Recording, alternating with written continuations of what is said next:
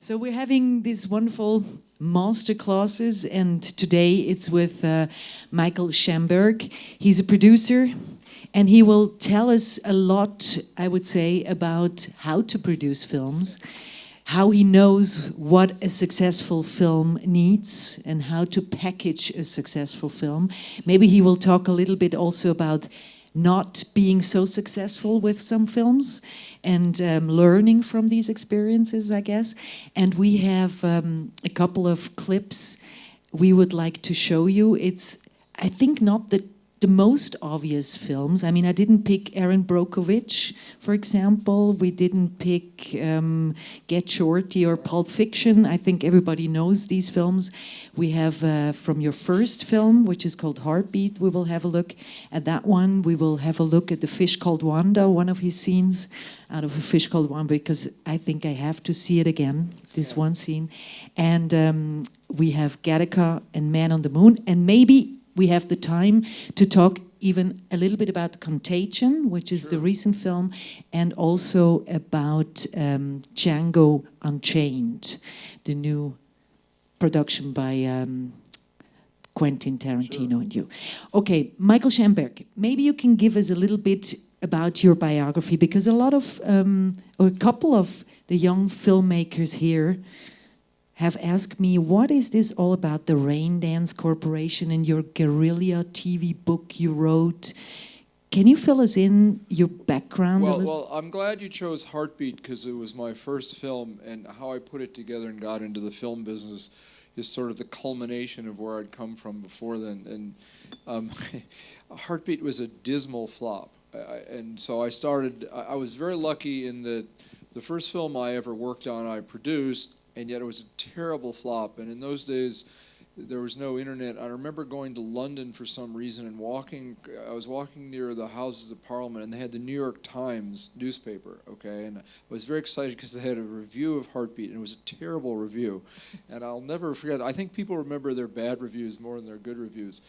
Here's briefly my background, how I got into producing, and there's no way to get into producing. You can do it any which way.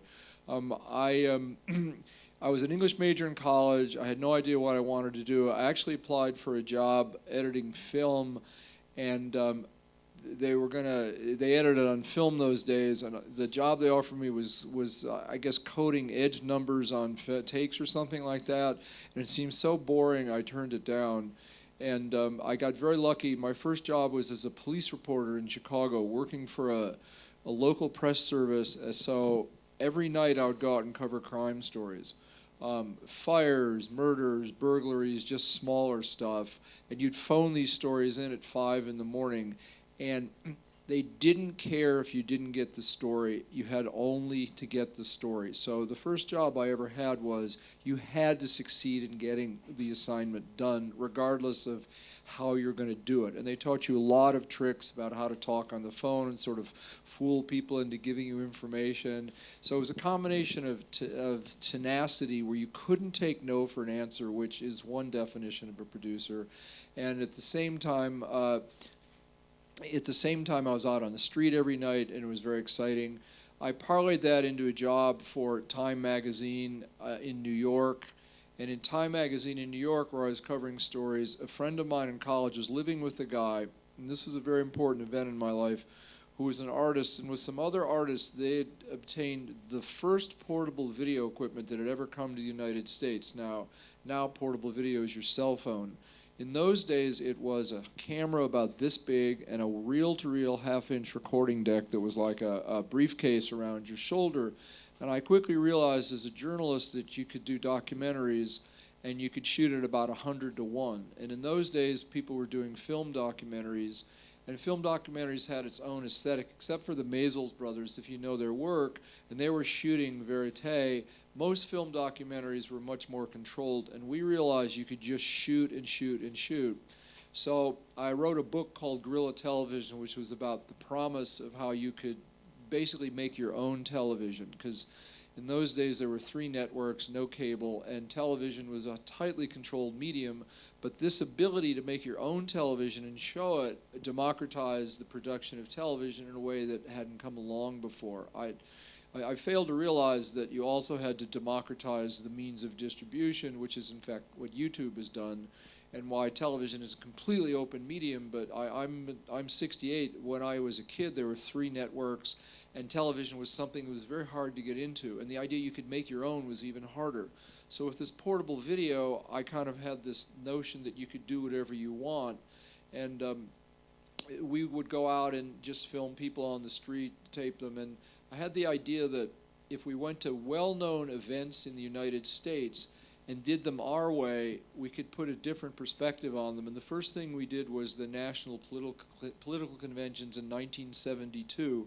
And we had long hair because we were kind of hippies, but everybody would talk to us. We did these amazing documentaries. It was the year that Nixon got nominated and he ran against George McGovern, who lost. And those documentaries got us notice and got us more funding. And then, so we ended up doing the Super Bowl, the American Football Championship. We did the Academy Awards, which I'm still proud of to this day, and I want to produce the Oscars someday and use the same techniques where we would have we had people ride to the Academy Awards with nominees. We were there. We were with people the morning the nominations were announced, and I remember being in Steven Spielberg's office, and with a camera on him, I was doing sound, and he did not get nominated for Jaws, even though the picture did. And he was very gracious, but very humorous. He was kind of like, because he knew how to direct, so the camera's on him. He's really pissed off and disappointed. At the same time, he tried to put on a good face. And so I told Pietro I'd give him a copy of it. And what documentaries taught me was, and they're the best training, because you have to take the footage you have. You don't have the ability to go back and do another take. And we imposed the rule, which is we weren't going to do a narrative voiceover, that is scripted voiceover. We would use voiceover from the actual footage. And so I remember reading a quote from George Lucas once: how do you edit a film? You put all the stuff together that works and figure out what else you need. And that's kind of the way you do a documentary. And editing documentaries is great, because you go, oh my God, why wasn't the camera there? Why didn't you get him walking from here to there? It's very good training for learning narrative filmmaking, interestingly enough. And I realized that it was, in those days, it was pretty much as hard or as easy to raise $5 million for a film as $100,000 for a documentary. And I just had my first children and felt I wanted to expand and to make some more money. And I had an idea for a film. I was driving through San Francisco, and I had an idea I would do a film about the Beat Generation, Neil Cassidy, Jack Kerouac, who are the basis of On the Road, which was just filmed. I didn't know anything about the film business. I just moved to LA, which is where I did the Academy Award documentary, and I was living off credit cards. I had 9 credit cards, and every month I would borrow from one credit card to pay the other credit card. And I borrowed $2,500 from my credit card and optioned a book called Heartbeat, which was about Neil Cassidy, who's the model for Dean Moriarty in On the Road, if you know the movie. And his widow had written a book about her menage a trois with Jack Kerouac and Neil Cassidy. I optioned the book. A friend of mine who I knew through my cameraman from documentary days raised $40,000 from his cousins and his relatives, and we hired a writer-director named John Byram, who's a lovely guy, very good writer, not that good a director, but he knew how to get a movie made. And he wrote this script, and it's one of these great stories where he knew Diane Keaton's sister. Diane Keaton was perfect for the role that Sissy Spacek ended up playing. And he also knew the people at Orion Pictures, and Orion Pictures, formerly United Artists, had done the great films of the time. They did Annie Hall, they did all Woody Allen's films. They won 3 Oscars in a row. And he knew the chairman of the studio, And so now Diane Keaton is interested in the script. It's the year of Annie Hall, and it looks like she's going to win the Academy Award. And the head of Orion Pictures then had given the script to Nick Nolte, who had just come on the scene, first in television with Rich Man, Poor Man, and done a film for them called Who'll Stop the Rain, based on a book called Dog Soldiers. So now we've got Nick Nolte from the studio, John Byram, who would only write it for $40,000, insisting he direct it, and Diane Keaton might be doing it. And they gave us the go-ahead on the film, not wanting to lose Diane Keaton, who then didn't do the film, and we got Sissy Spacek. And every film is like that. It's this game of sort of musical chairs so you get the right elements. So I found myself in the film business literally as a producer on the first film I ever worked on. I was very lucky. But I knew this, and I knew less than anybody on the film, so I would just say, I don't know, tell me what you do. So I kind of used it as a learning experience, and it was very valuable. And what was the most important thing you learned? Well, you never take no for an answer. That's pretty much it. You know, and in general, my general rule is the producer has two jobs. One is to get the movie made, and the other is to get it made well. And they are not the same job on any given day. I can be on the phone all day trying to get money or an actor, and I've always got to keep in my head the vision of what the best version of the film is. And the excitement of that. And I've started every film I've ever made excited about it, thinking it would be a great film, and sometimes I'm right, and sometimes I'm wrong. And and here's the importance of meeting people. There was an established producer named Ed Pressman who put up some money for the development of getting a crew and stuff on Heartbeat. And he was producing Oliver Stone's first film called The Hand. Everybody thinks it's Salvador, but it was actually The Hand, which is horrible. And but I met Oliver. So I've known Oliver for 30 years, and I'll never forget this image, which was Oliver had an office. He had nothing in his office but a desk and a chair, and he was sitting in his office reading a book called How to Direct by John Huston. And that was my introduction to Oliver.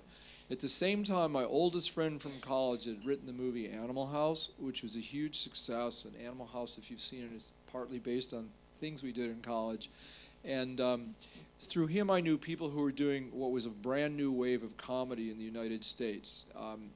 My friend's name is Harold Ramis. He did Ghostbusters. He did Stripes. He did some of the best comedies. And he also then rewrote and directed Groundhog Day, which is a great comedy. And through Harold, I knew all the people doing this new comedy, and my partner from the movie Heartbeat and another guy who Harold introduced me, we got a deal at a studio to do kind of youth-oriented comedies from a great studio head, Alan Ladd, who had made his reputation by doing Star Wars. And so this whole group of people with whom I came into the film business, the executives, some of them then went on to run studios. It's a business of relationships, and the way I got, and you just want to gravitate towards, people who you think are good and talented and you enjoy hanging out with. You just want to stay in touch, because what the film business needs, and I'm speaking about the American film business, but I'm sure it pertains everywhere, they don't need you to come and pitch a movie for Steven Spielberg. He's got enough movies to choose from. But they need the next Steven Spielberg, okay? They need the next Ridley Scott. They need you to find those new filmmakers who are going to come into the mainstream of Hollywood and make great films. So the people with whom you come into the business and who you know, you will move up with them. And look at Scorsese's career and how many films he's done with De Niro. Mean Streets, I think, was his second film. So that's just one of the things you notice. And I've had what I call pretty much good taste and good luck, because the way I produced The Big Chill, which was my first success, was nominated for an Academy Award, was the writer-director Larry Kasdan was across the hall from me when I had my first office, and he was writing it, and he asked me to produce it because we were talking about the script as he was developing it. And the way I was asked to produce The Fish Called Wanda was my ex-wife's sister-in-law was the roommate of a woman who John Cleese was going to marry. We talk about this later. Okay? Stick to Heartbeat. and because I'd worked with Kevin Kline, John Cleese had written the part in A Fish Called Wanda for Kevin, for which he won the Oscar. And that's why, because he knew I knew Kevin, and he'd always wanted to do it with So it's all about relationships and knowing people and meeting people and... Yeah, it is when you're first starting out. But it's You were also, 26 when you did produce no, I'm older. or 25 when you I didn't get produced into the your film business till I was 35. 30. So also, the other thing was I had life experience, and I don't think you need to go to film school. I think you need to see a lot of films, okay? Because one of the things is when you meet people who want to be filmmakers and they haven't seen films, you just can't take them seriously. And it's like Quentin Tarantino, I've been lucky to work with twice. You know, he never went to college. He worked in a video store and saw every film. You must see as many films as you can. If I'm with a writer or director and they've never seen a Billy Wilder film, I just think they're hopeless, okay? And you just have to see all those films because you assimilate the vocabulary of them, one, two. But I know that I can discuss with any good writer, director, editor, a favorite film of theirs that I've seen and use that as a common aesthetic. It's as if, it's if you're a painter and you don't know Picasso or Matisse or all the great painters, you don't have to paint that way, but you need to be part of that history. So you must be, Soderbergh says he watches a movie a day, and I think Quentin watches like 3 movies a day some days, okay? You've got to do that because there's a writer in America named Malcolm Gladwell who's very well known. He observes social patterns and writes books about them, and he came up with what he calls the 10,000 hour rule. It takes at least 10,000 hours to become good at something reflectively and instinctively. So yes, I was lucky to meet all these people, but I'd grown up watching films. I'd loved films, and I'd seen the films, and it became a common vocabulary, and you could work out from that to a personal relationship. So it's not just enough to know people and suck up to them. It's enough. You need to have something to say, and then within that, if somebody has an idea, the producer's sort of the engine of getting that going. So, and I just kept going after that. Everyone has a favorite film. Mine is Lawrence of Arabia, which I saw like 10 times when it came out, and I can still watch. And I realized that film is about the romance of filmmaking. When I see that film, it's not that I want to be Lawrence, and I was later lucky enough to work with Peter O'Toole. It's that it's such a captivating film on every level that it just became a romantic thing to be able to make films and express yourself like that. And that's probably my touchstone and why I keep coming back to it. And there are just days there are days when you're doing nothing but making phone calls and raising money and talking to agents, and the process is deadening, but you always come back to just the thrill of making a film. I found a very old interview with Nick Nolte at about the time when this film was published, and he talked about that Allen Ginsberg, one of the Beats, was not very pleased because he was sort of portrayed in the film. And I remember. Did you have, as a producer, problems with? Well, there are various laws on how you can and can't portray people, but the short of it is if they're public figures, you can do them as long as you don't ask their permission and they say no. So what you tend to do then is just do them, because if they're going to say no, then it's precluded legally from using them. I remember meeting Ginsberg at the time, and I don't think he was particularly happy about it, but I also remember meeting Ken Kesey, who'd written One and Flew Over the Cuckoo's Nest, which won an Oscar, and because Neil Cassidy, Nick's character, he drove the bus for the electric Kool-Aid acid test, and Kesey was on another plane like he was always on acid. Everything was very meta to him. He was always looking at patterns, and I said, I'm really different from all the people in Hollywood. I want to do really good work. And he basically said, there's 2 schools in Hollywood. There's the people who want to be part of Hollywood and think they're part of Hollywood, and then there are people like you who think they're not part of Hollywood, but they are anyway. So at that point, I dropped any pretense that I was working outside the system. Michael, you said that this film wasn't very successful. How did you deal with that? I was depressed. You're always depressed when your film's a flop. I guarantee you, to this day, when Steven Spielberg has a flop, he's as depressed as a first-time filmmaker. You put so much into it, and when you preview a film, even though you're not in it as an actor, you feel like you're standing up there asking them to like you, and it's just depressing. Now, the only thing is I've gotten older, I can deal with this. I can deal with the disappointment better. I know it's not my whole life and my career's not over, but I'm always going to be depressed if a film's a flop. And what were your thoughts about going to the next project? What did you change, or what? You know, my next film was a film called Modern Problems, a comedy with Chevy Chase, which was actually a commercial success. Both. I have a long time and wonderful partner, a woman named Stacy Scher, and our curse and our blessing is this: we don't specialize in any genre. If I was Jerry Bruckheimer, who's a great producer, I'd be doing a certain type of film. Okay, some producers specialize. We've done everything. If you look at my work, and so we just sort of keep going. And the curse of it is we've only done one sequel in my entire career, which was Be Cool, a sequel to Get Shorty, and the sequel is moderately successful. And the blessing is that everything's a new adventure. So it's stimulating to work on different types of material. Going into comedies, I mean, it's Yeah. a completely different genre, and we're heading towards A Fish Called Wanda now. You already gave us some information on how you got in contact with John Cleese. Tell us about how this Brit comedy with the Monty Python crew sort of took place. And Well, I remember seeing Monty Python when their first film, and now for something completely different, was released, and I was just lucky enough to meet John, who's just brilliant, and he'd pretty much written the script, okay, and the conceit of it was the Americans versus the Brits, which is sort of the dramatic heart of the film, and I was talking about Dr. Strangelove the other night with Daniel, and which is a perfect film.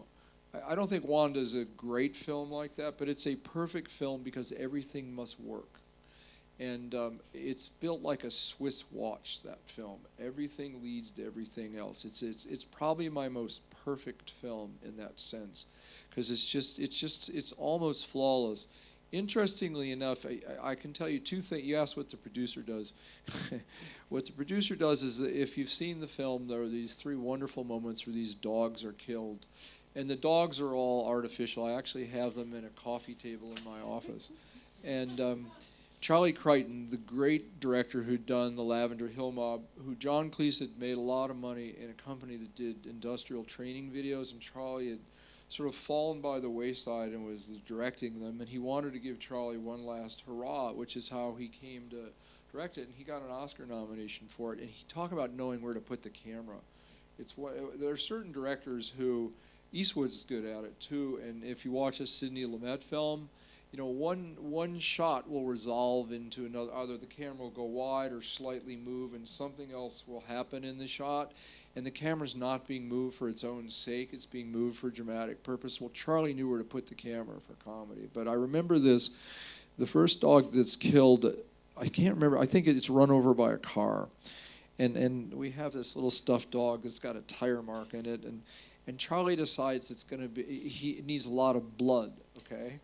And he's sprinkling blood all around, and you know instinctively there's a certain line where it's not going to be funny, okay? And so my contribution was telling him there's too much blood, okay? So we did two takes, one with blood and one without, and the one without it is in it. I remember that, and I remember the ending, because endings are hard.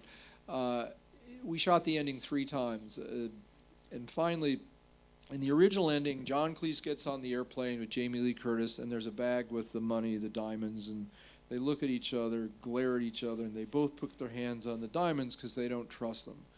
And I make a habit of watching dailies because I hate to leave a location not having coverage you need, or you go back and reshoot. If you can reshoot while you're in production, it's the best thing you can do. And cheaper, I guess. Yeah, and then the editor will tell you what you need. It's more expensive to do it later. I'll make an exception to that. And we shot it again where it was warmer, but finally we had to go back and shoot it a 3rd time. And there was a lesson that came up on both films. But the woman I'm married to now was just a friend then, and she was to dinner with us and John, and she had this observation, and Steve Martin was there too, that people wanted to see Kevin Kline's character one more time. And what happens is at the end of the film, we didn't shoot him, but you hear him like he's on the wing of the airplane. Somehow he's survived, and he's going, "Get your hands off of her," or something, and then he falls off the plane. And what I realized in comedy is if you have big laughs, you can't top them at the end, but what you can do is remind people how much they like the film by giving them one more laugh. And the great thing about Wanda is there's a big farce scene, and I think the first dog or the scene in the house, I can't remember.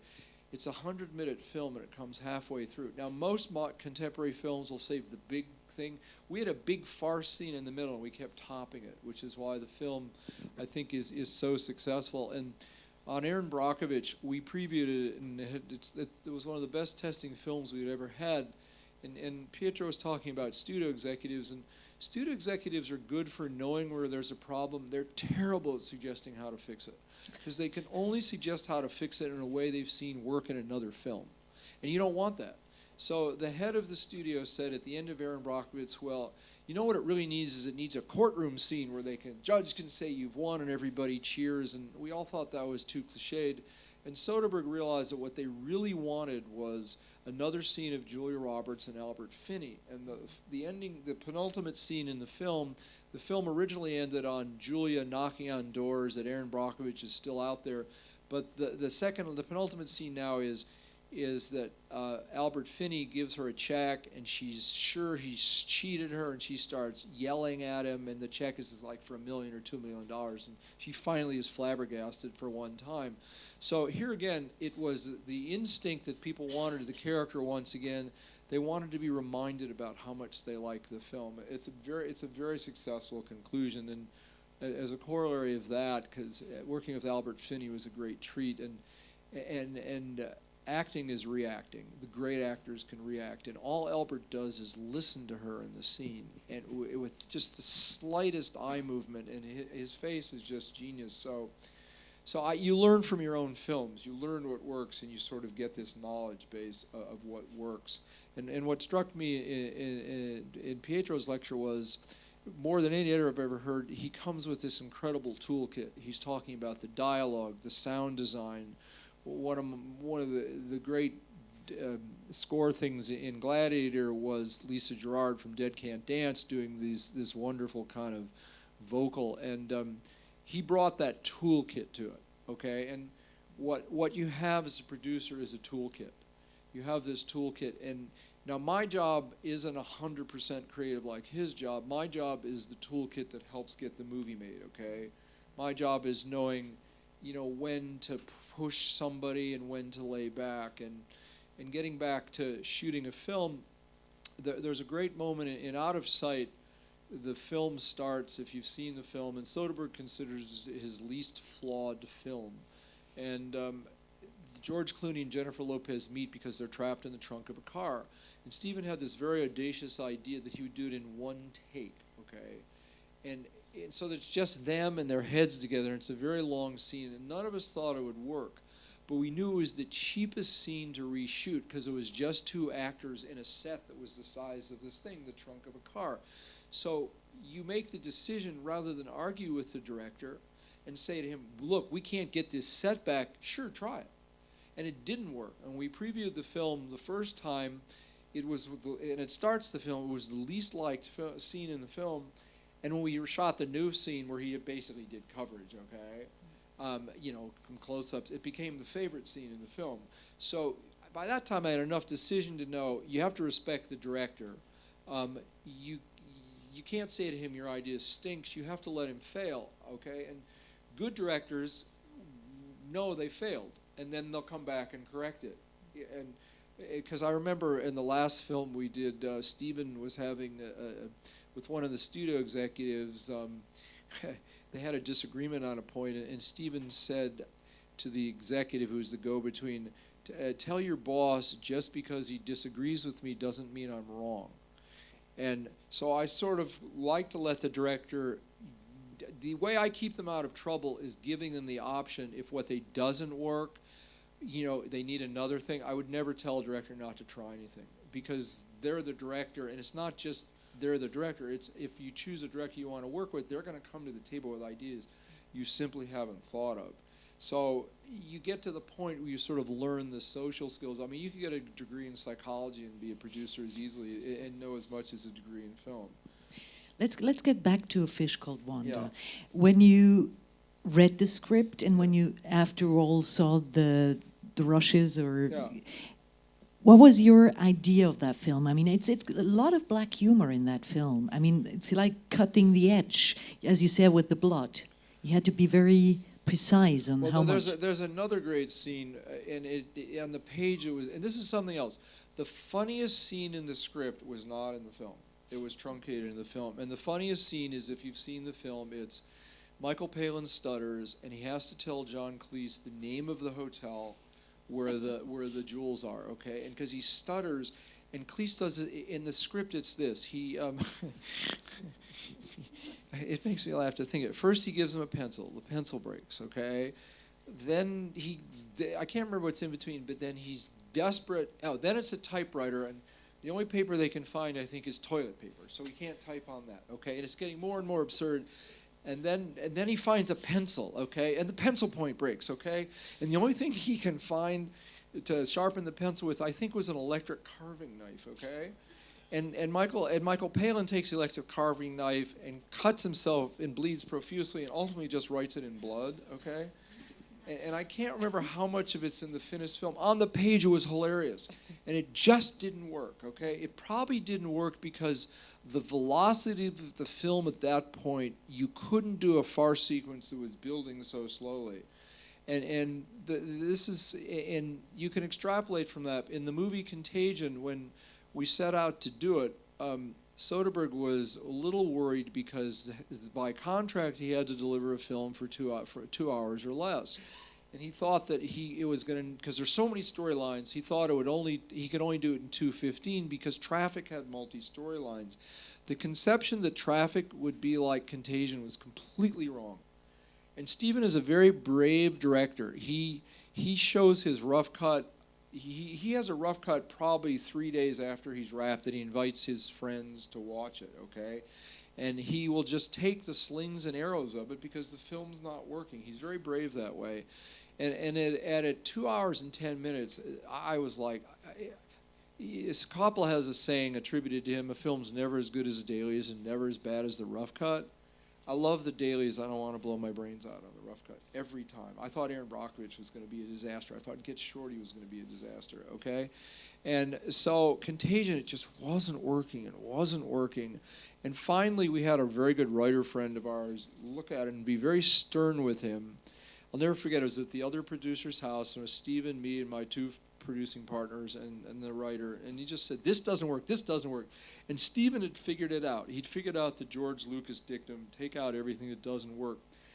And he just took everything out, and in 100 minutes the film works. And he said, it's an urgent situation, you can't take your time. So, and this is something Pietro talked about, which is the film in the editing room, that's the film you've got, okay? And there's another truism about, and this is partly learned through experience, when you edit a script, you think you've taken out all the redundancy. You think you go, okay, well, this scene is telling the audience exactly what they already know, both either expositionally or emotionally. Let's take it out. And you start to cut a script. And then when you get the rough cut, you realize you've done the same scene over and over.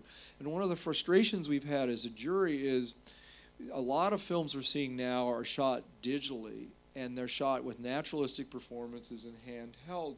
And we've seen an enormous amount of films where you're seeing the same film over and over again.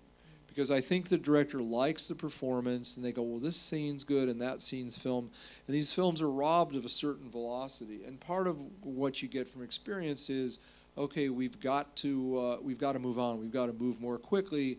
And then you can't have somebody come in a room and talk. You've got to find a way to do it. Although there's a story I've heard that Roger Corman, the great indie producer, supposedly, it's probably true, in those days there were no cell phones, and he would always have a phone booth on the prop truck, because if he was running into trouble, either he didn't have time or money to finish a scene, or he needed something, somebody would go into the phone booth and have a phone call and explain what was supposed to happen. And your experience base gives you all these sort of tricks creatively, but my job is to get a good film. And a few years ago, there was a woman, a really lovely woman, she'd come from television to be head of one of the studios.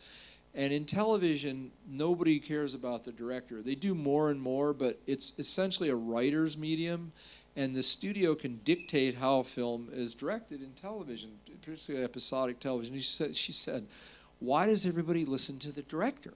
she couldn't understand it. Why don't you just tell the director what to do? But in film, the organizing principle for information is it flows through the director. It's just like, why did anybody listen to George Bush? Because he was the president. And you read about any president, this one's trying to manipulate him, that one's trying to manipulate him, and everybody's in orbit around the director. And if you do a movie where the director's a moron and can't express themselves, you have to compensate for that, but you can't replace it. Now, so everything flows through the director, and your job as a producer is to choose the right director, somebody you respect, and somebody whose vision you can support. Now, having said that, there's directors who bring so much to the table, okay? Some days there's nothing for you to say because as a producer, if a shoot's going well, and we go to the shoots because that's where you make a good film, we go every day, there's nothing for you to do. But then you can fill in. Did you miss this? Did you see that? There was this shot on Aaron Brockovich. I kept telling Soderbergh, you need this one shot. It was a reaction shot. And I said, I have to go out of town the day you're shooting it. Please get it. And he said, I think I got it. And he didn't get it. We went back and reshot it.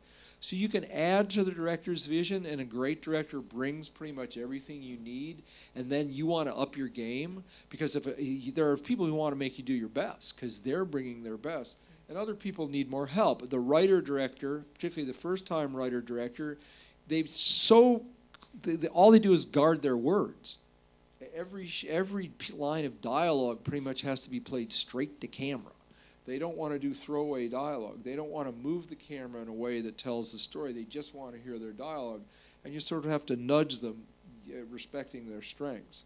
But the great directors, they come with a visual. Like, one of the great things about Tarantino is that Quentin, Fitzgerald had a dictum that character is action, and for Quentin, dialogue is action. Quentin does this thing where people talk and the tension builds and the tension builds. There's no better example of that than the first scene in Inglourious Bastards, where Christoph Waltz is talking about Jews and the girls under the floorboards, and he does that in Django, and it's talk first, shoot later, because then people start shooting each other.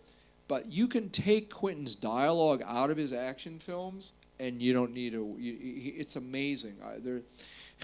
There's this scene in Django. It's in the trailer, so I'm not giving everything away. And I'm the executive producer. My partner is the producer, so I haven't been involved in the day-to-day. And it's Christoph Waltz comes into town. He's a bounty hunter, and he shoots the sheriff. And everybody in town is like amazed. But you learn that the sheriff is a wanted man proposing as a sheriff. And all the townspeople run away except for one woman who faints, okay? And so the camera goes high, and now on the street you've got Christoph Waltz who shot him, you've got the dead guy and the fainted woman, and there's something about it's just people start laughing. And it's not unreal. He just has this genius of knowing what to do with the camera. So the great ones know how to tell a story.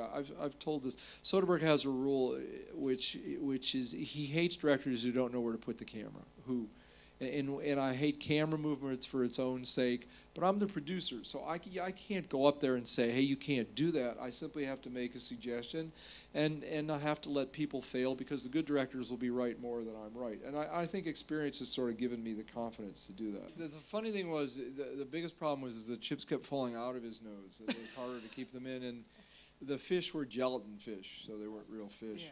But I learned something from that, too.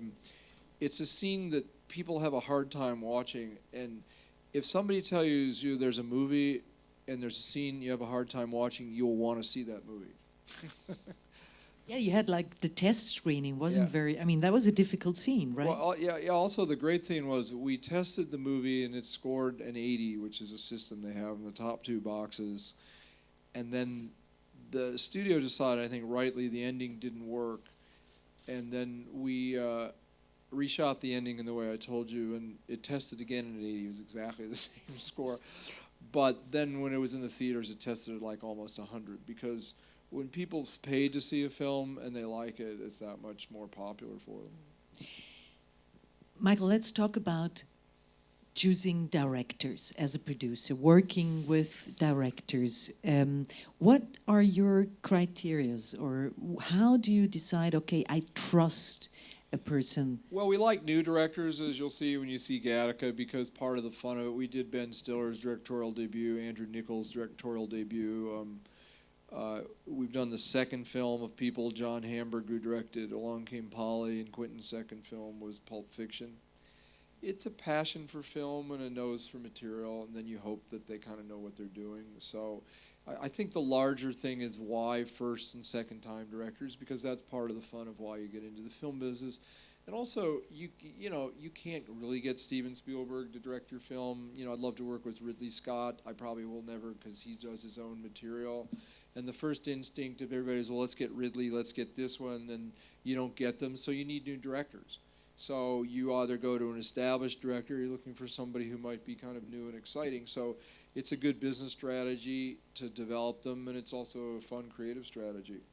With Gattaca, I mean, it was a director, it was a debut director, Andrew Niccol. Yeah, Andrew Niccol. But he already wrote a script. Andrew Niccol had written The Truman Show, and he wrote it on the condition that he could direct it, and the studio bought it on the condition that he would be allowed to direct a test scene if they didn't like it. So he ended up not directing it, although Peter Weir did and did a really good job. But Andrew, on his second film, was determined that he not be bumped off as a director. And because we had a reputation for protecting directors, that's how we came to do it. And I actually consider it still his best film, because the script is a tight script. And he's a very visual director, sometimes at the expense of storytelling. It's a very visual film. So I'm very proud of the film. How was the packaging for Gattaca? I mean, it's Uma Thurman, Ethan Hawke working. I'm trying to remember how it came together.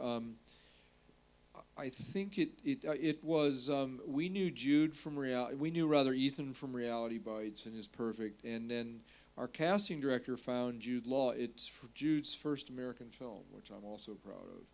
As Reality Bites, you're talking about new talent. Reality Bites was Emmanuel Lubezki, the great cinematographer's first American film. And it's very exciting to take these first-timers and have them do an American film. And then I can't remember who suggested Uma, but that's sort of how it came together. Was it difficult to finance? No, it wasn't. Because I've not talked as much about the business side of it, which is part of what I do as a producer, more so than the other people. I did a presentation to the Producers Guild, and I went back to and it was a good panel. It was myself, it was my friend Mark Johnson, who produced the Diner, won an Oscar for Rain Man, Doug Wick, who won the Oscar for Gladiator, Mike DeLuca, who did Moneyball and Social Network, and Sian Chafin, who produces David Fincher's films. And I did a presentation from the year I got into the film business, which is about 1980, my first film, to now.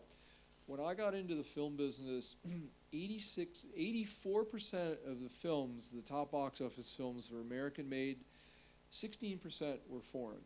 The ratio is now 69% foreign box office, okay, and 31%, meaning the global box office is now basically 2-to-1 foreign. And that dictates the types of films that are being made. You ask why the Avengers and I like the Avengers, all those films are being made because they can travel. If you blow a lot of shit up, people can watch it around the world. If your film is culturally specific, it doesn't travel. Like American comedies, with few exceptions, don't travel as well. And the flip side of that is all the major studios now have divisions for local productions, because you can gross $50 million in a local market on a much reduced budget because films are less expensive. So the whole financing dynamic of the film business has changed since I got into it. And what has also changed is that the studios have these big distribution machines. They can do anywhere from 15, 18 films a year. And when I started out, certain films they'd fully finance, okay? Like Heartbeat would be fully financed. If I made Heartbeat today, the way I'd get it financed is I'd get an actor and a director, or both, who means enough in the foreign marketplace that I could get pre-sales to cover, say, 80% of the budget, okay? The studio would still distribute the film, but what they won't do is write you one check for it. Their resources are limited, and so they still need the type of film we do, but they don't finance them or fully finance them anymore because they're only financing these big films. And when you put $150 or $200 million into a film and another $100 million in to market it, and $1 billion doesn't go that far, okay? So now they need producers like us to scramble. So we've had to sort of change our game. And one of the things I come to the festivals for is you meet the foreign financiers here as well. That's the big shift. Where the next film I'm doing with a very good writer-director named Scott Frank, there's a series of mystery novels by a well-known writer in the States named Lawrence Block, and the film we're doing is called A Walk Among the Tombstones. And Scott wrote the script 13 years ago, but it's not dated. And we've been through 3 actors and 4 directors, and now we're doing it with Liam Neeson, okay? And the formula is a company called Cross Street, which is the Black Swan. They've pre-sold foreign for about 80% of the budget, and they're putting up the other 20% of the budget. Universal is distributing it. So that's my job now is getting the financing. And if you do foreign pre-sales, what's problematic about it is they want actors who may not be right for the part, but they can get you the financing. They want a director like, on one film I have, they suggested a director who's 180 degrees wrong for the film, but he can get financing. So it gets back to you have to get the movie made and get the movie made well. So in the old days, you had to get the actors because they wanted the actors, like Aaron Brockovich got made because we got Julia Roberts. Now it's a combination of actors and directors, and with respect to selecting the director, it's just you have to have an enormous amount of belief in the director and fight for them. Michael, maybe that's the moment now for questions from all these films, young filmmakers. On the director's side, maybe you have some specific questions for Michael Shamberg. On any side, because I should be, if you want all of you here to be producers, it's how do you assemble the film, on every level. It's how do you get the script, how do you get the financing, how do you get the cast. If there's any questions, if not, I'm happy to keep talking. Yes. It's a pleasure to be here. Oh, thank you. There's something that I wanted to ask you because some years ago, studios and especially the American market was making films for really high budgets. And I was at the forum and they were discussing about films now. Producers are making, they can make kind of a studio type of film, but much lower budget. And has the recession had any kind of contribution towards it? And how does it affect getting talent from casting people? Well, that's a good question. Okay, here it gets back to what I said. They still want movies that cost $25 or $30 million for their pipelines. And those movies can still be big hits, but they're not fully financing for the reasons that I say. Now, how does the recession factor in? The recession factors in is that they have less access to credit, they have higher risk, so the money has to be pieced together more. And the lower budget films, it's probably a more vibrant marketplace now for lower budget films. It's a much better time to be assembling them. And here's the thing. Actors like to work, they like good roles, okay? When you see these films that are lower budget films that have big stars in them, they're not getting their full quote, okay? You have an actor who gets $5-10 million, he will do these smaller films for the joy of working with the filmmaker and because they like the role. So it's not that hard to get them if you have a good script. And another kind of saying I have is this. If you gave me 2 suitcases and one of them had $500 million in financing or $300 million and the other one had 5 good scripts, give me the 5 good scripts. I can always get the money. A good script is like gold. You can never go wrong because you can put it together. And also, you find sometimes that if you need to get to an actor to put your movie together and you're not yet making the film, it's hard to get them to read it. The moment a movie is going, you have 2 advantages. You can actually offer them real money for it, or now they're afraid somebody else will get the part. They'll go, oh, they're making that movie, well, I better read it because I don't want somebody else to get the part. So that you have to relentlessly create this sort of momentum and just act as if your movie is going. And it's a lower budget. I think it's very vibrant. Now, I've been lucky enough to work with directors. The way we got Contagion made was that of the 7 people, including the 6 stars, everyone had either won an Oscar, okay, or had been nominated. Soderbergh, Marion Cotillard, Gwyneth, Kate Winslet, Matt Damon won an Oscar for writing, okay? We had like 6 Oscar winners. And now Contagion's a good film because nobody works more than 2 to 3 weeks because they're not in the same scenes together. But when Steven Soderbergh calls you, people will do this film because it's Steven Soderbergh, okay? So if there's certain directors like Soderbergh or Oliver, because Nick Cage agreed overnight to be in it, or everybody will do a Spielberg film, it makes your life easier. So there are a lot of ways into actors. Having the right director is one, and having a great script is one. But sometimes you have to keep trying. There was one actor we tried to get for World Trade Center, and we sent him the script 5 times, and I don't know if he read it, or the joke is that his agent called and he read the script and likes it, and we had to tell him he'd already made the movie. So, and you just learn all this. You need to know a lot of agents and managers in the film business because there are a lot of filters. And the best thing is to be able to call people directly, okay? And the trick there is if I go straight to a director or an actor, I will then always call the agent and say I've done it, but won't go through the agent. But I don't want to embarrass the agent. And I have this technique, which is every time I hang out with an actor or a director, I say, give me your email address. So, now I did a film and I become friendly with Ben Affleck, and I've got his email address, okay? And so I'm always trying to accumulate, and particularly now because of email, I can get in touch with everybody. And my big fear is, here's a small technique, is my fear is I'm going to lose my BlackBerry and those names again. I lost my BlackBerry in Paris 2 years ago, and since then I put a password on it. But every Monday, I have my assistant back up my BlackBerry because during the week, and every Friday I do it. Mondays for the names I get on the weekend, and Fridays for the names I get during the week, because now I can get directly to these guys, okay? And so I'm always, the value I have is it's easier for me to get people as established producer because I either know them or I know their agents. But you just have to be relentless. There's one of my role models as a producer, there are 3 producers who've won Academy Awards for 3 Academy Awards. I think Zanuck has won 3, Saul Zaentz won 3, and Sam Spiegel. Sam Spiegel was a 50-year-old immigrated to America, and he didn't make his first film till he was 50 years old. He was kind of a publicist and sort of a fixer, very charming guy. And one day he's walking across the lobby of the Beverly Hills Hotel, and he runs to Elia Kazan.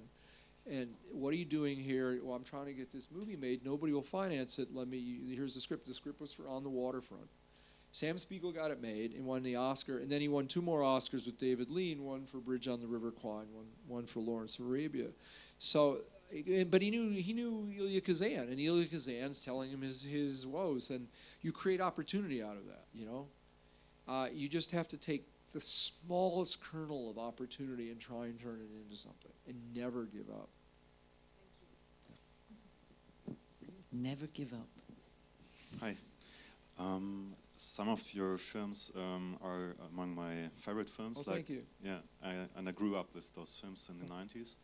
And for example, Gattaca, and I was wondering if you have the feeling that in the Hollywood system they changed something within, I think, that the last 10 years, because we were talking already about changes in the financial structure. Yeah. Because I feel like I missed something which I had in the films in the 90s, yeah.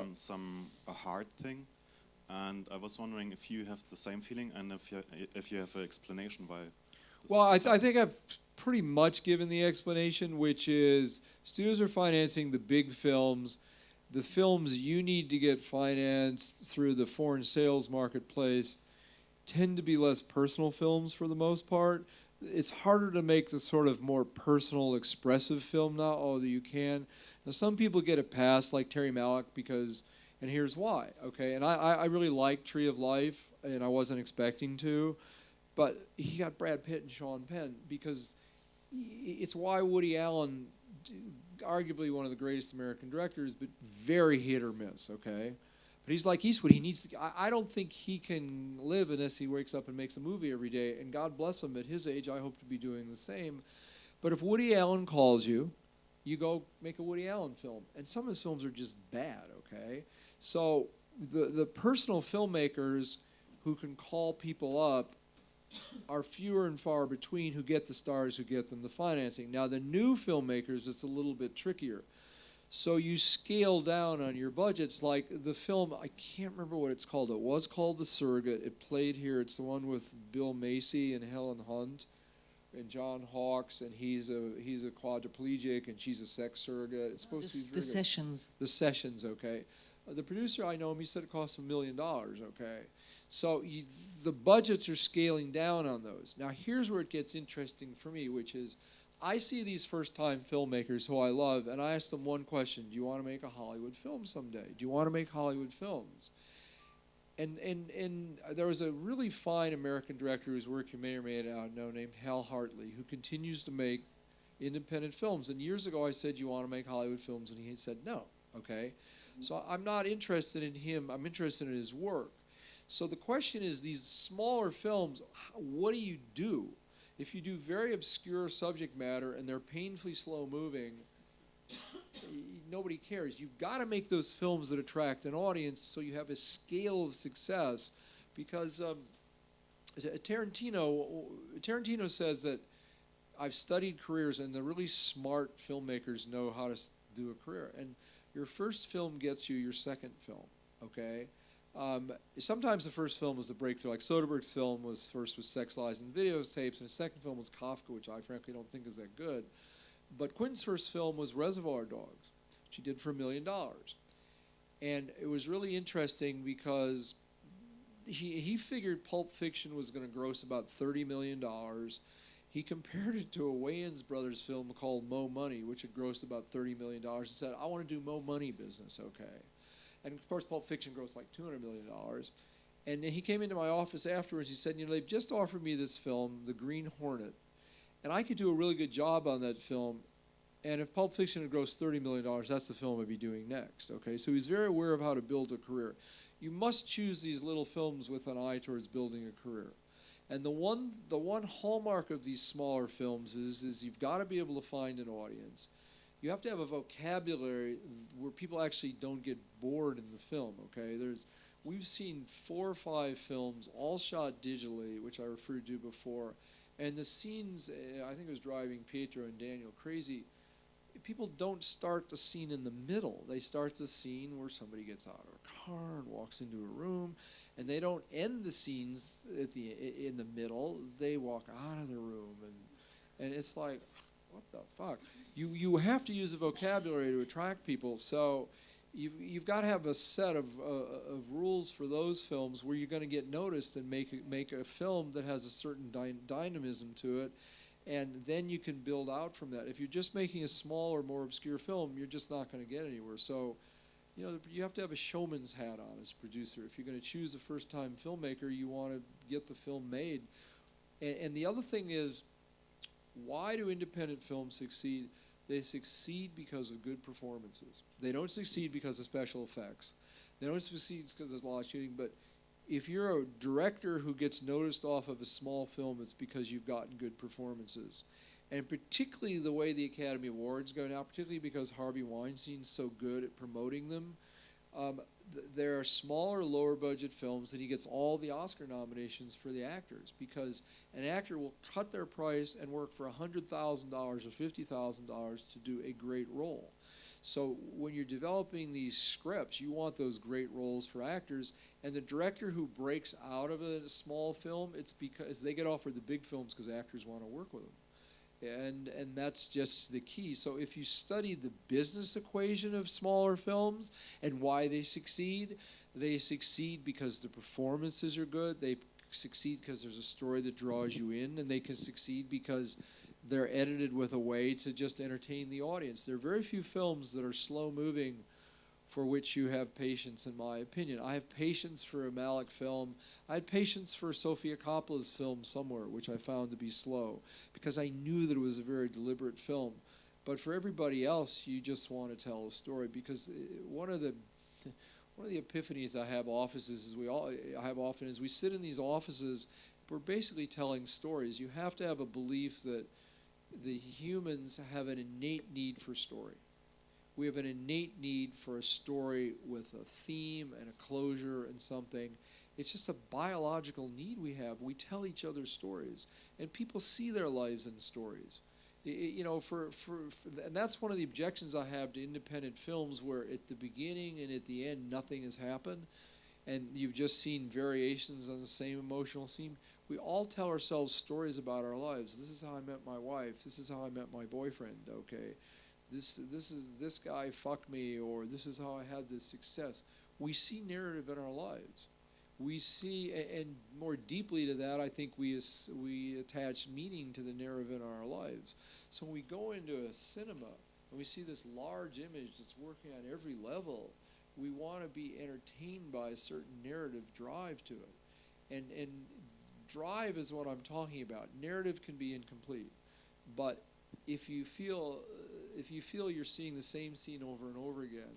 So as a producer, we are showmen. If you're not willing to think of the audience and want the audience to embrace your film and tell your friends, you really shouldn't be a producer, in my opinion. You've got to bring that same aesthetic to any of the smaller films.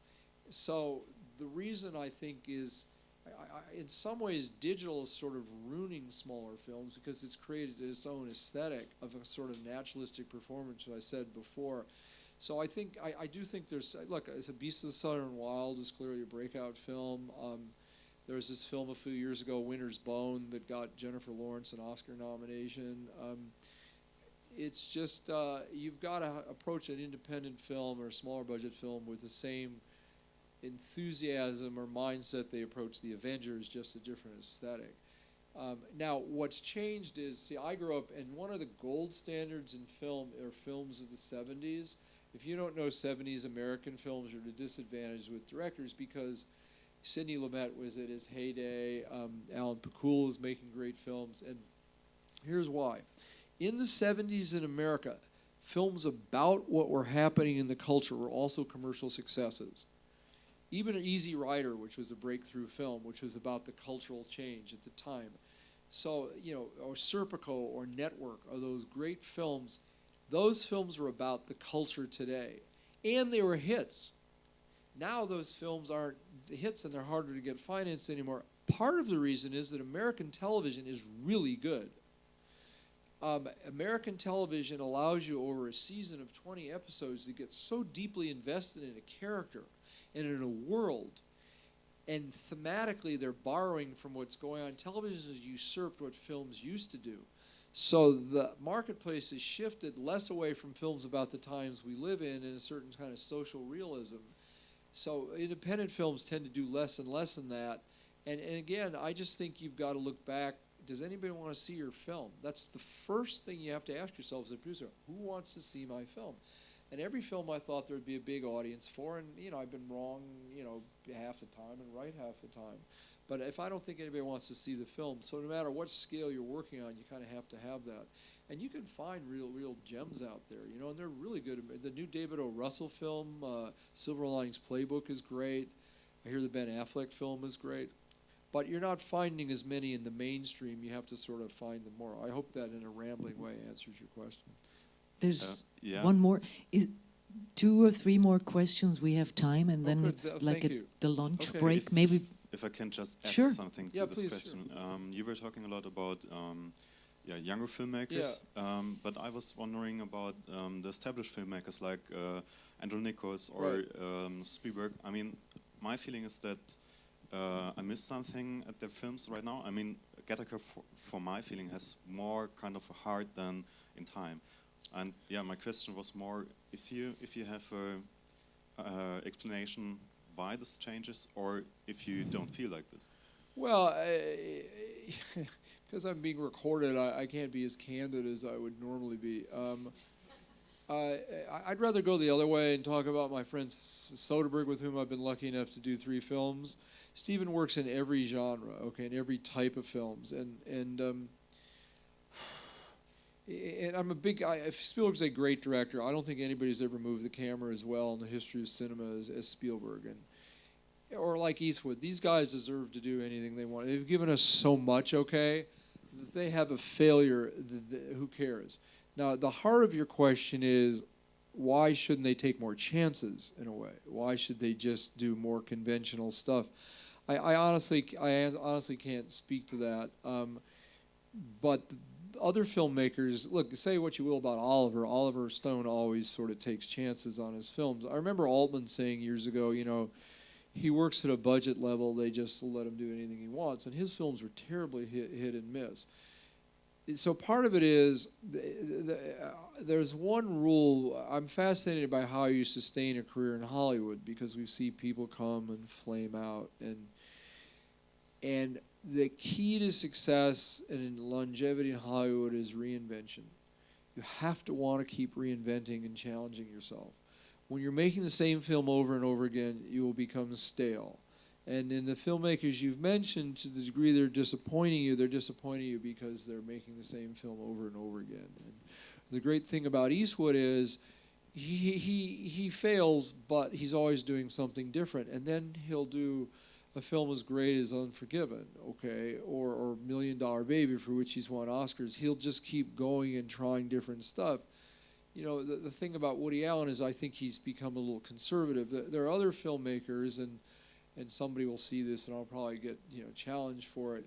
I find Wes Anderson is a masterful filmmaker, but he's making the same film over and over again, okay? And I know people love his work, okay?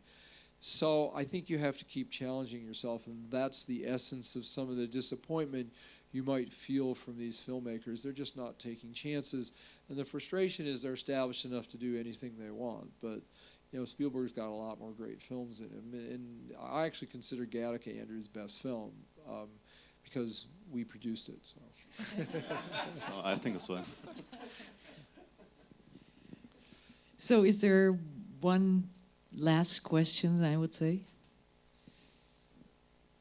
Hi, I want you to ask about your work with screenwriters. How Yes. do you work closely to them, and what do you do when you like the story and the screenwriter likes the story, and then in the cutting room they say, oh yeah, let's change the dramaturgy?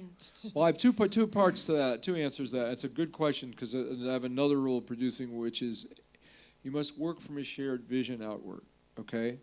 You shouldn't hire a screenwriter with whom you disagree. You shouldn't hire a director with whom you disagree. Everybody should be sharing the same vision of the film and working to make it better from your own perspective.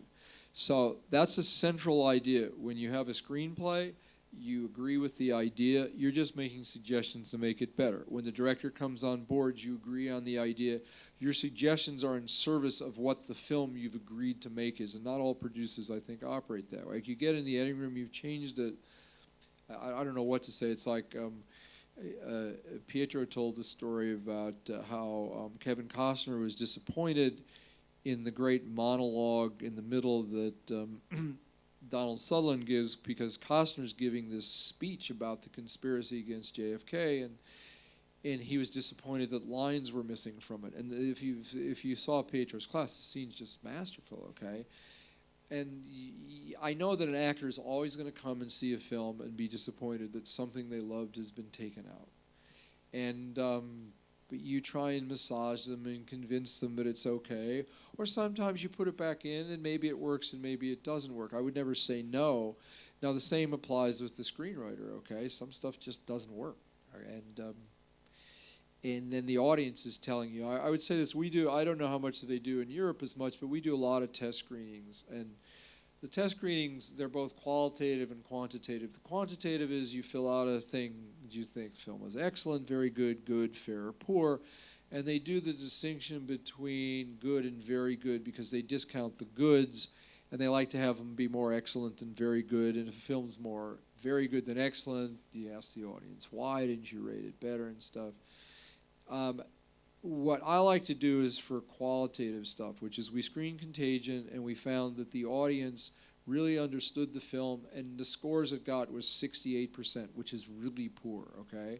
And on his film Traffic, it got a 68%, okay? And they were both hits, because in the theater, the audience, liked the film and appreciated it. They paid for it. The thing about comedies is they laugh or they don't. If they're not laughing, the director can't and the writer can't go, gee, it's great. You go, but they didn't laugh. Now, in a drama or a thriller, it's different. Then it becomes more subjective. So I would never be insulting of it, but at some point, everybody just has to agree what works. And if the director disagrees, then I apologize, but in advance. But the things that the writer, or rather the writer may hold on to stuff that just isn't working in the film, just like the actor will hold on to something that isn't working in the film. So at the end of the day, the audience is telling you, really. That's it. Thank you.